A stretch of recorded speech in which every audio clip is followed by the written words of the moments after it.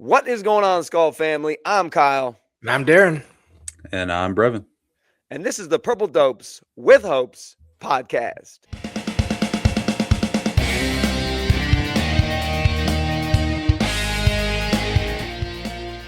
Welcome, Purple Dopers, to the Purple Dopes with Hopes podcast. We are part of the Let's Skol Network, and every single week, my good friend Darin and I, we sit down and we talk about this team, the Minnesota Vikings, that at this current state, just keeps our hopes rising, right, Darin? Trending up. That's it. That's taking where all we're the at. right moves. We cannot have anything but hopes in this current moment. So if you are catching us on YouTube, thanks so much for being a subscriber. But if you have not subscribed, please click that subscribe button this moment. Don't even think twice about it. Just click the button right now and then drop a Skol and let us know where you are listening from.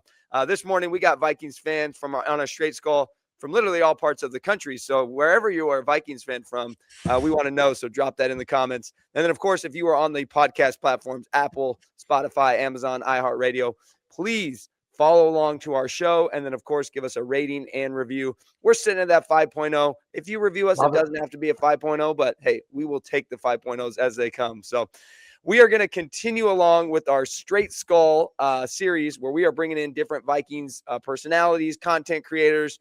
If you're a former Vikings player or a current Vikings player and you want to join us, just hit the DMs. We would love to bring you on and talk. But this week we bring on Brevan Bane. He's a senior writer for the Purple PTSD, which I love that name, by the way. Yeah. It just everything about it just makes sense. And then he also has a YouTube channel, the Skol Network. I will drop all of those information in the description of this video. How are you doing today, Brevan? I'm pretty good. It's another beautiful, cloudy again for the fifth day in a row day here in Richmond, Virginia. So we'll try to get through that as best as we can. We'll fight through the elements. Well, we got East Coast Vikings fans, we got Midwest Vikings fans in Darin, and then we got West Coast Vikings fans. So we're just going to cover the entire country today when it comes to our Vikings fandom. So when we do these straight Skol talks, man, we just want to know about you and your Vikings fandom, how that happened. And then, of course, we'll get into our conversation and thoughts on the team. So, Brevan, we just want to throw it to you to start, man. Just tell us a little bit about how you are in Virginia on the East Coast, yet you follow along and love the Minnesota Vikings. How does that happen? Yeah, well, the sad story takes us all the way back to when I was a child and my father was a Vikings fan for God knows what reason. Like my dad's side of the family is all from Pittsburgh. And if I had known that, because like my dad's family is all gone. So if I had known at the age that I can make my own decisions that we were from Pittsburgh, I wouldn't be here right now. I'd be in Pittsburgh counting 6 Lombardi my trophies. rings. Yeah. Oh my God. 3 Stanley Cups. Yeah, but that's as fate would have it. That's not what was meant for me, and here I am. But it is a blessing all in the same because I've had a ton of amazing opportunities in my career getting started here doing sports full time. But I wouldn't have it any other way. I'd love the Lombardis and the Stanley Cups, but I'll take this too. They're coming. They're coming, man. I was going to say we could have it a little bit of another way if maybe, 98 or 2000, 2009 or 2016, we would have won ourselves a Lombardi. But what do you know? Here we are. So, how did you get started with the like you said, full-time sports stuff? How'd you get started with being a writer for the Purple PTSD? Yeah, it's crazy whatever they're calling it this week, Twitter, X, the everything app. It's amazing what that can do for networking because I was just a dude that messed around on Twitter and put his takes out there and been able to work like on Vikes now. Dustin Baker kind of took me under his wing, done a ton of work with him. He got me in the door for writing, and I've started writing for other places to make that all come together. I've done a bunch of videos with Dustin, writing with him. With the Skol Network originally started with Jason Harmon. Yeah, nice. So I'd like to call Jason a Skol Network alumni. Now with Score North, we're batting 50% right now. Yeah. But yeah, we kind of came up together. That's my big brother right there. I love Jason. You guys had him on the show. You know Jason, obviously. Yep. Yeah. But yeah, it's networking. It's thankfully I was always told I was a good writer when I was a little baby Breb in elementary school. So you put those skills together, and this is where we get it. Probably doesn't hurt that I'm like astonishingly good looking either. Oh, yeah. I mean, that's yeah. just icing on the cake, right? Yeah, yeah. It was made for Hollywood. And when did you start doing that? When did you start getting into the writing stuff, specifically on the Minnesota Vikings? Yeah, I've been writing for man, like probably 3 years now. Okay. 3 years. I just started doing this full time because I now write for Heavy Sports as well, which is they're the Okay. ones that actually broke Jordan Addison getting arrested this offseason. Like they were the Oh, first ones, so interesting. we were the first ones to have it. So I started going full time, like I do this 12 to 14 hours a day, some form of Yeah. Vikings stuff, That's awesome. in like October of last year. Yeah. Oh, that's awesome, man. Well, congrats to you, man. We look forward to Thank you. continuing to see how that trends up, man. And who knows, to the moon for you, man. You Yeah, never know what's Absolutely, going yeah. Yeah, I I mean, hope. we get we get this Lombardi this season, which we're all anticipating is going to happen, man. It's literally to the moon for you. So Yeah, Lombardi, a cup, yeah, an NBA Finals trophy. I've heard the Twins are just great, so maybe Yeah, they'll get us a I World don't know. Series. Might have to count the Twins out. I think they're already in Yeah. sell mode, but Yeah, oh well, man. Just hearing all these cool opportunities that you got. I mean, let's hear your best Vikings story. If you had to pick a game, an experience, a moment for you, as a fan or as a writer, what's your best Vikings story you got? oh man, well there's not a lot to choose from, is there? So I mean I'm only 26, so I mean I've experienced plenty of heartbreak in my life. Of course there's been a couple good moments. The easy one for my age would be the miracle, Yeah. because I did go crazy for that. But just with my dad, because I actually haven't talked to my dad in a while, and it's personal stuff, depressing, whatnot.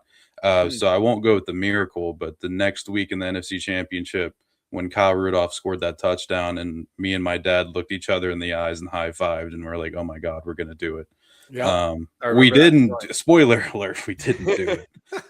But that moment was cool. That's Oh, up so there. you're the reason that happened, man. That's on me. Yep, Yeah, man, my I bad. get it. You called it too early. So I mean, Yep. with the way that game started, I think we were all like, defensive stop, go for a touchdown. Yeah. Defensive stop. It's like we're Yeah. going. of course Super we're gonna Bowl. win. Of course, and the Super Bowl was hosted in Minneapolis, so of course this is Yep. gonna go in our favor. Of course. Oh Why yeah. would it not? So Naturally. Yeah. well, as you look back at kind of some of your writing and stuff you've done there, has there been any moments where you're like, wow, I did not expect that I would be in this spot talking about this or with this person? Yeah, I mean, we've so like I've gotten the pleasure of like talking to, I mean, the people on like the media side and the big names in the community. Like I text Thor.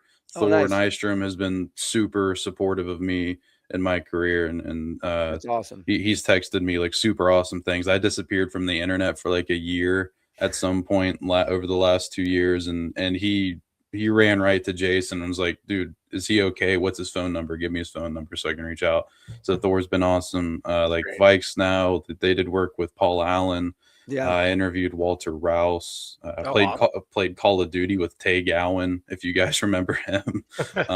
But yeah, a couple of those things. Yeah, it's cool because I'm not too far removed from being a kid that thought the Vikings were perfect and this all amazing being. And now I'm much cynical because I have to do it from an objective standpoint. But just those little moments, I was like, man, this is cool. Like this is what I wanted. This is everything that I wanted to do in my absolutely. life. So You gotta imagine just like as a kid, that's like the dream, right? Like we're No, getting yeah. in that area and just you get to live Sure. it every day. That's Oh, amazing. 1,000,000%.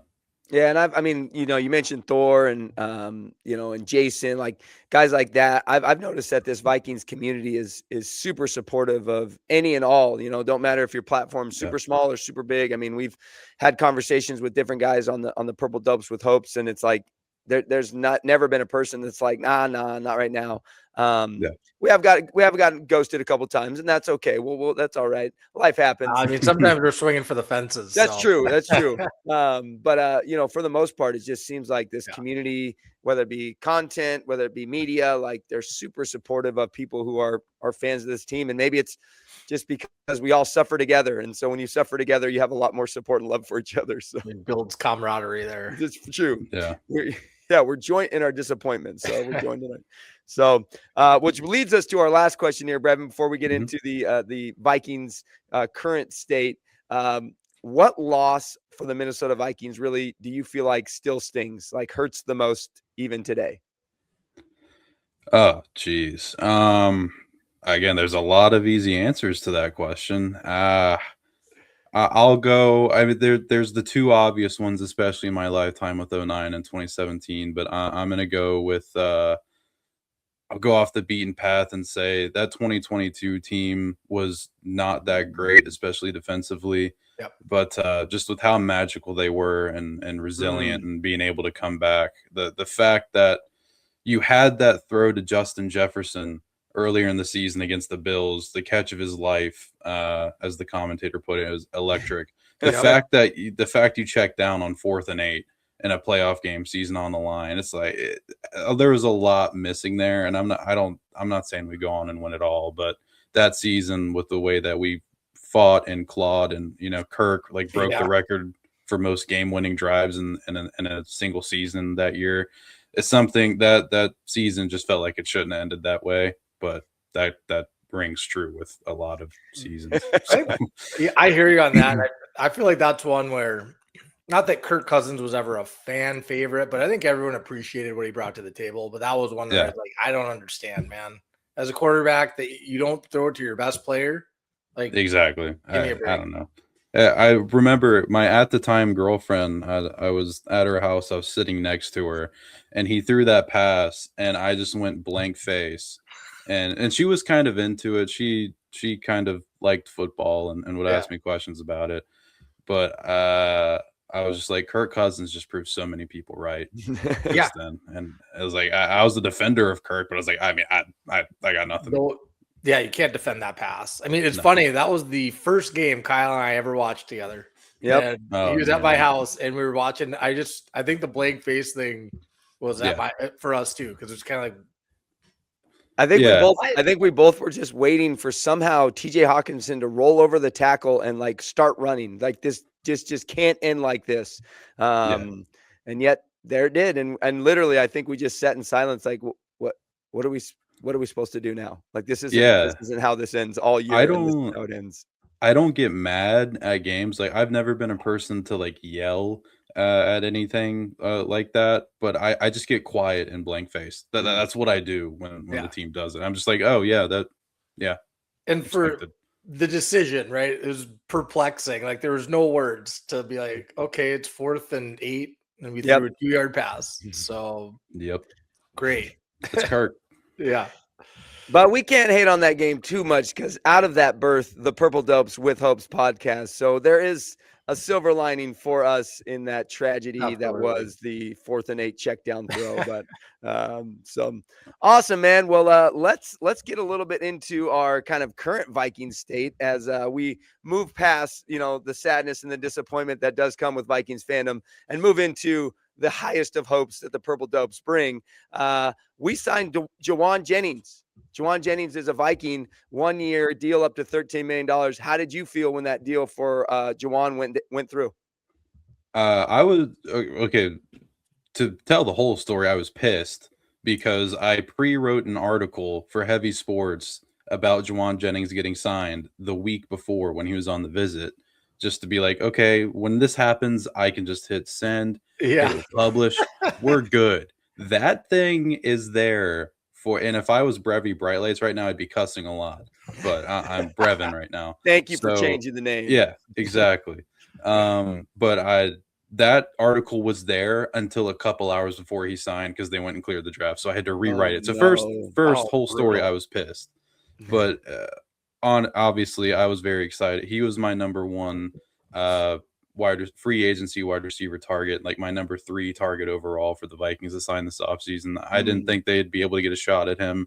I had his market value at around 16 to 17 million. So I just figured, we're not going to get that.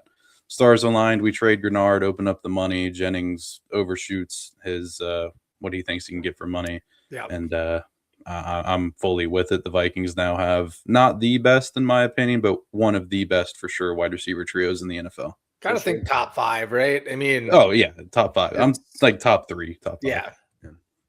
It's funny. I texted Darin probably 30 minutes before that signing, And I sent him the tweet that said that Jennings was looking for 20 million. And I was like, yeah, this isn't for Not us. happening. And then literally 30 minutes later, it's like, oh, $8 million deal, upwards of 13 million. Darin, what were you thinking when that signing went through? Yeah, well, I saw the tweet you'd sent, and I was like, probably not going to work out. And then all of a sudden, it starts hitting the Twitter feed, and you're like, oh wow, like 8 million. Yeah. I mean, again, up to 13, but like team friendly deal. So it's Brzezinski just working his magic, and yeah, I mean, I'm obviously super excited. He brings more than just like his pass catching. He's that run blocking receiver that KOC, I think, still talks about how Cooper Kupp was that guy in LA when he was the OC there. So, obviously bringing that element to the game for the Vikings to be great if we could run the ball. So maybe he'll help us open up the run game a little bit more. Yeah, and I think that's the thing that impresses me most about Jennings, aside from his amazing hair color choices. I just think that's going to bring some excitement to the Viking side. Him and Aaron Jones, I think, are going to be two fan favorites when it comes to their personalities. But his ability to get upfield, block big, linebackers, big cornerbacks, big safeties to open up the run game. I just think it's going to be a great piece for us that we've really been missing in that wide receiver 3 spot. Naylor, I love him. Shout out to Jalen Naylor. Hopefully you have a good season next year for the Raiders, but small, speedy guy does not really open things up in the middle for us. And I think I'm hoping Juwan Jennings getting downfield is really going to break off some runs for Jordan Mason and or Aaron Jones and or Damon Claiborne, who I'm hoping is going to step in there and shine bright for us with very bright lights. So he plays on the outside, right? So the nice thing is you can put Jefferson or Addison into the slot, and I mean, I just feel like to your point, Kyle, I think the middle of the field is going to be wide open this year. Yeah, and I think that the plays that he makes, the ones that I've been seeing anyway, is like he catches a ball and gets away from guys. It's not like he's taking the top off the defense. It's like he catches a 3-yard run and can turn it into a 3-yard pass and turn it into a 38-yard touchdown. That's what Paul Allen was talking about yesterday. It's like this guy can get out, make a play, and then make guys miss and score touchdowns. So, which you wouldn't expect from him if you go off his combine. Because do you guys know what he ran at the combine for his 4.7 or something like that? 4.72. Yeah, oh my goodness. So again, the combine matters a little bit. I like a pet peeve of mine is people like Dylan Thieneman, for example, not to get too off subject, but that's what we do here. You just combine darling, combine riser. Absolutely. We all agreed he was a second rounder. Now all Vikings fans are like, oh, we need Dylan Thieneman. You could be a Harrison Smith replacement. He's white. Exactly. He's not Harrison Smith, and we think he's good because he had a good combine. I think the combine matters a little bit for sure, but. I agree with you there. I mean, I think a lot of guys, when they have a ton of good game film, get overlooked if they have a bad day at the combine or a bad pro day. So, game film certainly matters quite a bit more. Well, and we've been talking about it, ever since the draft. It's like the draft only does so much. Like drafting a guy doesn't make a guy great. Like it's what they do in the system. It's what they do with the coach that they get assigned to. And it's just what they do for themselves as they progress in their NFL career. So, it's exciting to see. Any thoughts on I know you brought up Rob there, Darin, but any thoughts on the current GM hunt for the Minnesota Vikings? I mean, if there's two names that I'd want, it's probably McKay or Alan Hallaby. Hallaby's the guy from Philadelphia who had a very conveniently timed.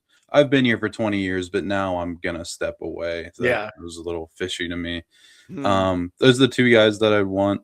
I just want, to be honest, I don't care who it is. I just want somebody that knows football. I'm a fan of having a structured organization in which the Vikings at least claim that they go by, where the GM the GM checks the head coach, and whatever was happening with Kwesi and Rob going above him to get deals done. I don't want that anymore. I love Rob. I respect Rob.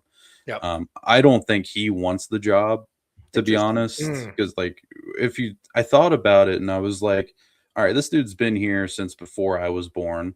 Mad respect. When you step into a GM role, your clock starts with that organization. So unless you're planning on retiring soon, which apparently isn't completely out of the question, is what I'll say. I don't know. I just don't think he'd want to do that. He's been doing what he's doing for 30 years, and apparently can just go above the GM anyway. So. Yeah, good point.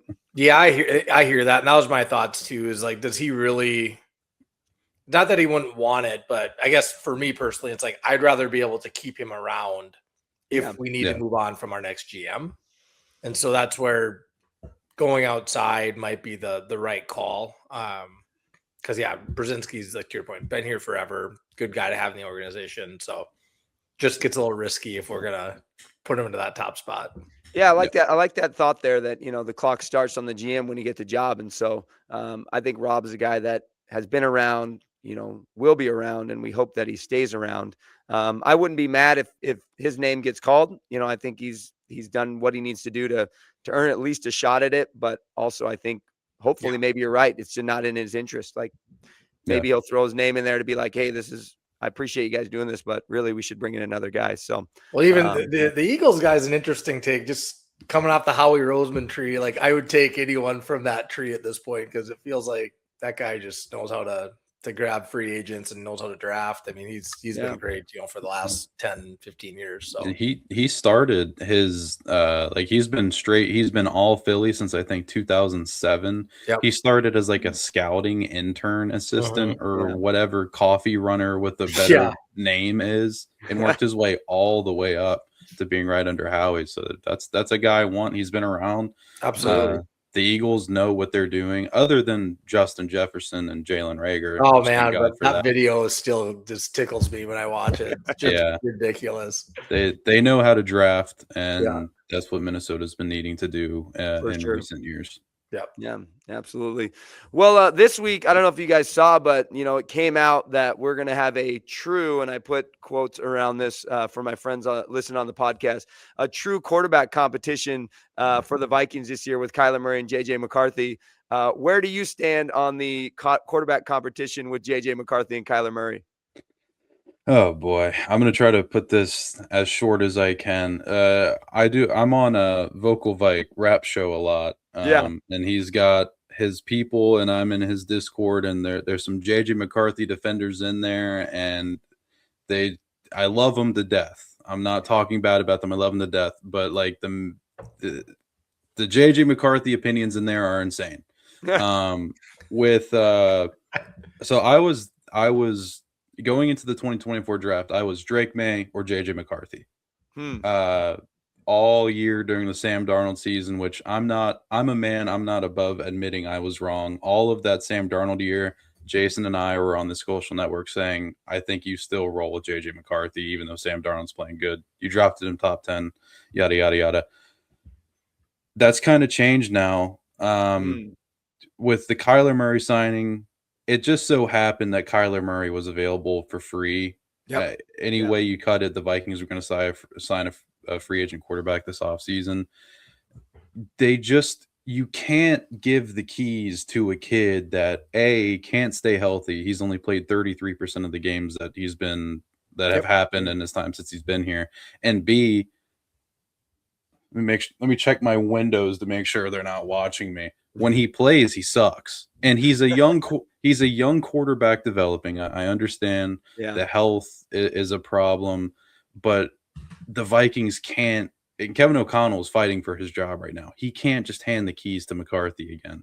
For sure. If you're giving $40 million to Kyler Murray, this is a different conversation. Yeah, absolutely. You got Kyler Murray for free. Why wouldn't you get the best option for free? Yeah. Is the true competition going off evidence and what we've seen recently? It's not close. Kyler Murray is a much better quarterback than JJ McCarthy. But I mean, I have hope that the kid can develop. And I hope it's a true competition, just because I want to feel better and know that my organization isn't lying to me, which I think they might be lying to me. For me, what the hard thing is there such thing as a true competition? Is that even possible going into training camp, OTA, whatever? Like, I just don't actually think you can have a true, like, there's always going to be a 1A, 1B kind of situation. Absolutely. Even if you're evaluating both guys. Someone's going to get more reps with the ones, and I just don't think you can really have a true competition. That being said, I mean, if they were to evaluate the two and they deem JJ to be the better option, I wouldn't be mad because then Kyler's trade bait, I guess, but I just don't see that happening. It feels like Kyler is going to be the guy going into this year. Yeah, and I think, as I was kind of bantering back and forth with a guy on Twitter yesterday, it's like Kyler Murray had, like you were saying, Brevan, he was a free signing for any team. Any team could have signed him for that amount, and he chose the Minnesota Vikings. I don't think he's choosing the Minnesota Vikings if they're telling him, well, you're really in a competition here. We haven't set we don't know who it's going to be yet. As you said, the 1A, 1B, I definitely think, as I said yesterday on Twitter, he's got a leg up, no pun intended. But I think he's got a leg up when it comes to the competition, just coming in there as the veteran guy, the proven guy. And he picked to come to play for Kevin O'Connell. And I don't think Kevin O'Connell's sitting in the meeting going, well, we're just going to see how it goes. We're going to figure it out during camp. I think that there's already a precedent set that this is your job to lose, barring an injury, barring you just tanking out there, playing too much Call of Duty, whatever it is. Like, we're going to give you the shots that you need to prove yourself.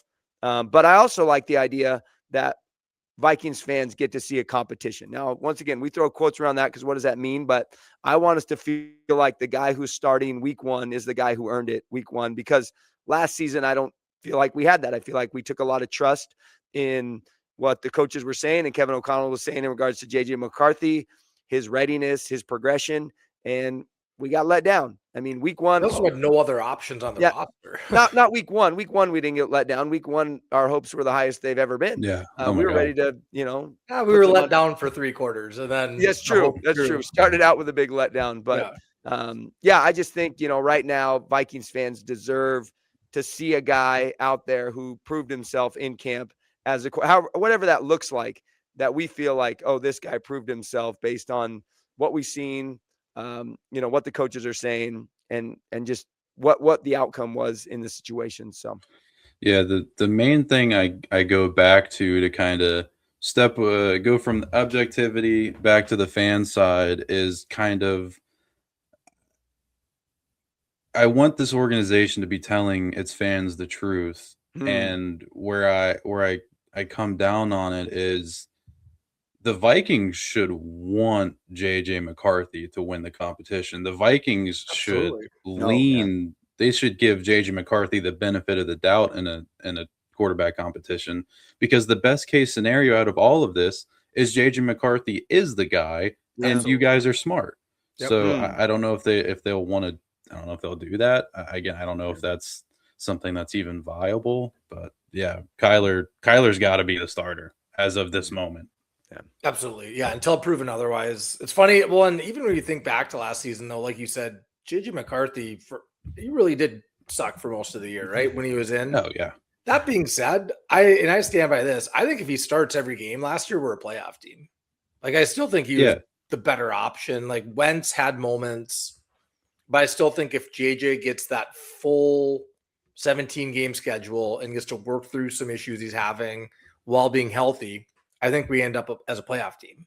So that just says a lot about how the roster is built. And I know there's turnover year to year, but man, it just feels like if we can just get some stable play, at a minimum, we're going to get to the playoffs. And if we get, a Sam Darnold-esque year out of Kyler Murray or better, like, sky's the limit. It's an interesting conversation because, like, JJ McCarthy technically in games he started was 6-4. But that's fine. Like, wins are the only stat that matters, but it's winning sustainably. Right. So when you look at McCarthy's wins, he didn't finish 2 of them, the Packers and the Giants game. The defense allowed 0 points to the Commanders. The Bears game week 1, credit, you were awful for 90% of the game outside of the last couple minutes of the fourth quarter. The Lions game was impressive. The Cowboys game was by far, to me, the Cowboys game was his best game. Yeah, definitely. So it's about winning sustainably to me. And that's just something we'll never know if that would have happened last year. And again, in my opinion, we saw flashes, right? And there was enough flashes to be like, okay, this kid can play in the NFL. That's to your point, though. It's the sustainability aspect of it. Yeah. Can you do this game in, game out, first, second, third, fourth quarter? And definitely didn't see that. And we can't, looking at the firepower of that offense, like we can't waste another year of Justin Jefferson. No. He doesn't hit 1,000 yards without Carson Wentz. The only 2 games where he had a game over, I think, 100 yards was the 2 games with Carson Wentz at quarterback. So, like, we can't waste another year of the most talented wide receiver in the NFL. Touchdowns? Huh? Yeah. I think he only had 2 touchdowns. Yeah. I mean, that just can't happen. Yeah, absolutely. And, I mean, the most talented wide receiver in the NFL, top 3, maybe getting to top 2 when it comes to Minnesota Vikings history. Like, we need to make sure we got a guy out there that's going to put him in positions to make plays, even if the throws aren't 100% every single time. Like Justin Jefferson can catch, 80% good passes, 20% They just need to be catchable. Yeah. Like, they don't need to be good throws. They just need to be catchable. He'll go up and get it. Absolutely. Well, Brevan, as we kind of look back, like reflecting on the draft, I'd love to hear kind of any of your thoughts as far as guys that really, kind of jumped out for you as far as Vikings picks that you felt were like, oh, this was a surprising take, or this was a pick that got me really excited.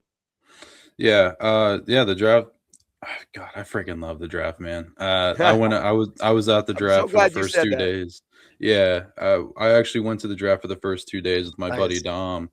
And yeah, so the Banks pick and Golday pick, I was not that happy about in the moment. But the Dominique Orange pick kind of fixed that for me. Cool. I would say if we're talking about individual picks that I absolutely love, it's the Big Citrus pick. Yeah. I freaking love, and I had been pounding the table because my buddy Dom put me on to Charles Demings like months ago, and nobody had ever heard of him. And me and Dom are on Twitter since January. Charles Demings. And the Vikings, we were writing back on day 3. We were like still in Pennsylvania, and I got the notification, and I just looked at him and I went, oh my God. And he was like, no, don't say it. And he knew. I looked at him and he just knew. He's a Steelers fan, so he wanted him on the Steelers. But I love the Demings pick. Vikings fans should definitely get to know him because they are going to like I'm guaranteeing they are going to love Charles Demings. This isn't like just a 5th round pick. Like no, you're gonna love Charles Demings. That's a Brevan guarantee. Love it. Damon Claiborne, love that pick. As far as like overarching theme of the draft, they did the right freaking thing. I had been saying, and I mean, I'm sure we'd all been saying, but I've been on so many shows and I've been like, dude, before the draft, like, dude, this defense just lacks young talent, like under age 27, other than Dallas Turner. They need to go defensive heavy, which was kind of like sky is blue, water's wet. But the theme, I didn't agree with some of the individual picks, but I can get along with the vision for sure. And I can fall back and rest my weary little head on the fact that Brian Flores is the defensive coordinator of my football team. I'll defer to that guy on the individual players. Yep. Yeah, that's been our take for quite a while going into it. I mean, defense made the most sense. Obviously, it's where you need the most help. I was like, we need starters. Like, I don't really like best available, get starters, get impact guys. The Banks pick shocked me as much as anyone else, I'm sure. Yeah. But I'm, being a dope with hope, I'm going to look at what his potential and his upside is. 100%. And so, I mean, it's a top 5 pick upside, I think. Okay. He ends up staying healthy. So, my assumption is their medical team was satisfied, and be great to see him come into the season, healthy and ready to go. So, the Vikings rookies, reporting, doing their camp right now. Did you guys see the video of Dominic Orange going through the bags? Going through the drill? Yeah. The speed of that guy, dude, I was like, yes, sign me up, double take. I mean, I was with you, Brevan. He was the one that got me most excited out of those first 3. But seeing that video, the speed of that guy and the size of that guy, I'm like, okay, I'm good. Like, let's get after it right now. Put that guy in. Let's see what he can do. So, man, that guy, he is fast for the size. It's not right. Like, it doesn't look right when I was watching the video. I was like, this is not a normal thing right here. So yeah, and Caleb Banks is like that too, because Banks is more. Banks was supposed to be more of the athletic freak, yeah, and Big O was your big smelly interior defensive lineman just clogging up the gaps. With Banks, I think his injury is going to be fine. That type of foot injury. When you get it repaired, the problem with his foot is he had that first injury and they didn't take care of it properly the first time. That's why it happened again at the combine, and he had that insane combine even with that injury. Absolutely. Yeah, so like the re-injury rate, I think Skol Doc said is like 10%, which isn't crazy. So my problem with Banks, why I didn't like him, I had a second round grade on him. It wasn't the injury thing. It was the tape. Sure, there's flashes of him being dominant. Pass rushing upside, like really good at diagnosing a couple screens here and there. But his pad level, he just plays so high because he's so tall. Yep. Like defensive tackles above 6'3", I usually am like, the chance that you're going to be good goes down with each like quarter to half inch of height. Interesting. But hopefully he can change that. Yeah, well, I guess we won't find out. I think June is when the expected, clearance for him to get after things. So I guess we'll have to wait until June, but that's only a month away. So. Yeah, it's like right around OTA time, right? And then Mm-hmm. be ready for training camp. So yeah. Well, Brevan, we always like to finish off with our Purple Dope hopes. These are brought to you by 612Tees, great Minnesota-based apparel company. Use Purple Dopes 25, get 25% off your first order. And we're going to give it to you, Brevan, when it comes to the Minnesota Vikings moving into the 2026 NFL season. What are your hopes right now for this team that we love so dearly?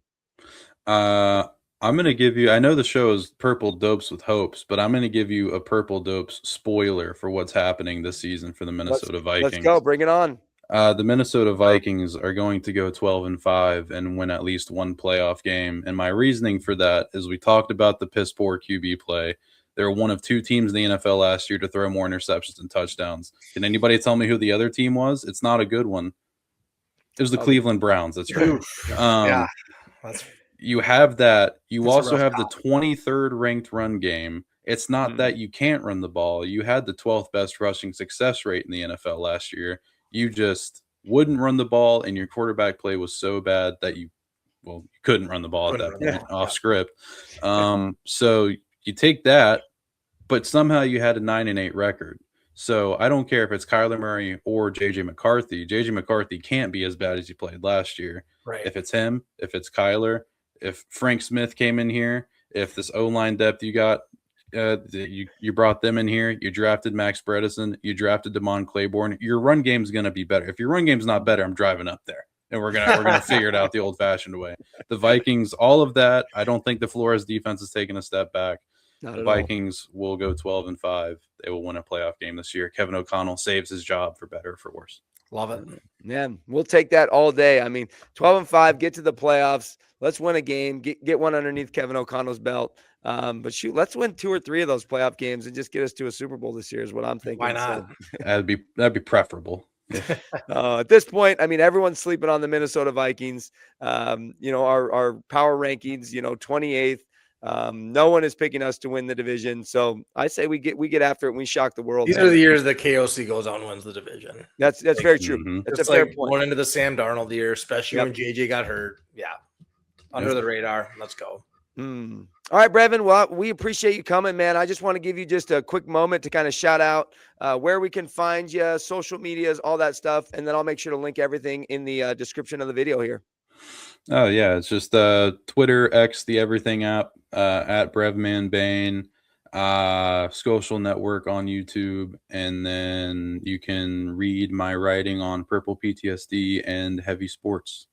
Awesome. And we're trying to get you to 2.7 thousand followers. Is that what it is on I saw something on your bio. When I disappeared from the internet for a year, I deactivated my Twitter account and it was gone for good. So that's what I predicted James Pierre to the Vikings in free agency, and I went from 400 to my new account and I gained 1,200 from that. So that was a cool little bump. So yeah, we're trying to get back. Okay, we're gonna do what we can for you, man, and we're gonna hope to build you back to 2.7 and beyond. So yeah, appreciate that. Awesome, man. Awesome. Well, we appreciate you guys tuning in. Purple Dopes with Hope podcast listeners. If you could click subscribe. If you are coming over from the Social Network, you know Brevan, please click subscribe. Also, if you are a Purple Dope with Hope listener, get over to his channel and smash a sub on there as well. Let's grow together. And then, of course, if you're on the podcast platforms, please follow along the show and then drop that rating and review. We love getting those reviews in on the podcast. So we will be coming at you guys next week with another episode of the Purple Dopes with Hopes podcast. Darin, I mean, what else do we bring but the hopes, you know? Always have hopes, man. Can't wait. That's what we do. All right, Minnesota Vikings fans, we Skol, you Skol, we all Skol together. We'll catch you guys next week. Skol. Skol.